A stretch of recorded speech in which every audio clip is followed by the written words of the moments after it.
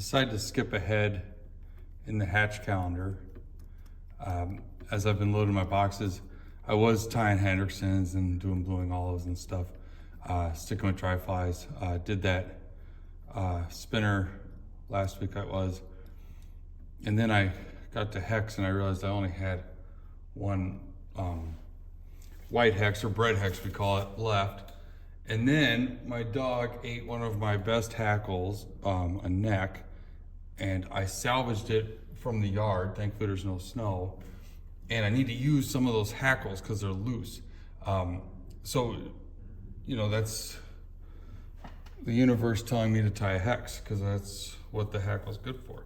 So we're gonna start by covering the hook shank here. I'm using a light olive thread, and we're gonna put some tails. Dyed or bleached moose is probably best.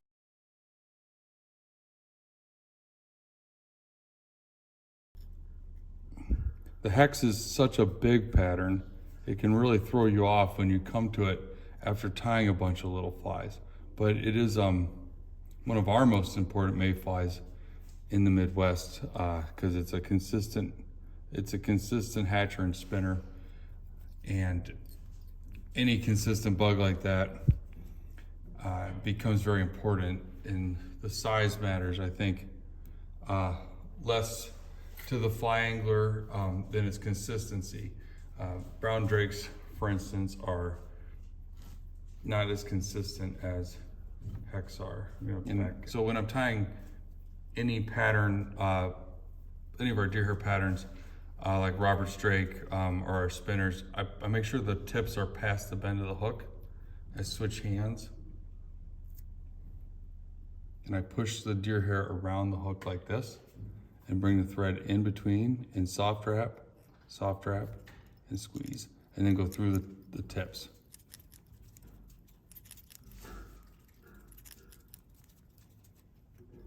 Good. Now, I'm gonna go ahead and tie in a hackle, almost like we're doing like a woolly bugger. And this will give us a good taper.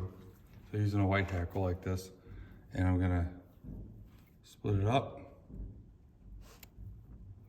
Make sure it's not too long, a little bit long, and get rid of a little bit more. Open it up, clip it, and tie it in. And now we're gonna bring our thread. Dog is sniffing around. That's my dog there, making that noise, I promise. Right down the bend and flare. Leave it there. We're gonna bring the hackle right down towards it, the thread. Get one more in there. We're gonna bring the thread back up through the hackle. Good. Clip it off here. Everything is so exaggerated on hex, so for it to look good, it really does have to be a pretty substantial fly.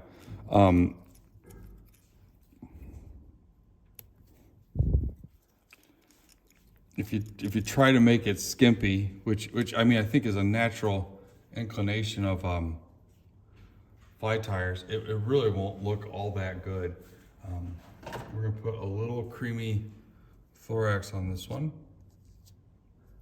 You can, if you'd like, run your deer hair all the way up to the head, but that's not how I'm gonna do it.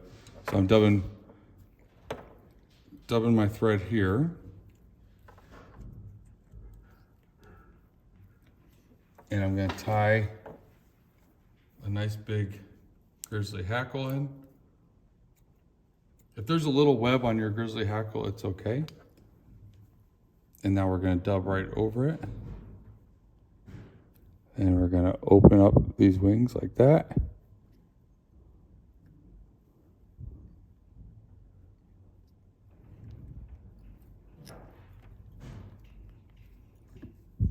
Good. And wrap the grizzly. This will give us a two-tone look to our fly. I don't mind if there's a little space between my hackle wraps, but I am gonna fold the wings back and get one right in front. and a couple more in front of that.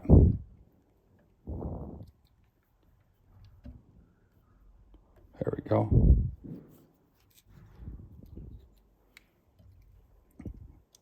And that's a spent wing hex. Put a whip finish on. They don't take too long to tie, and you can feel good fishing them. I think they're one of the prettier bugs to tie because you got a pretty big canvas.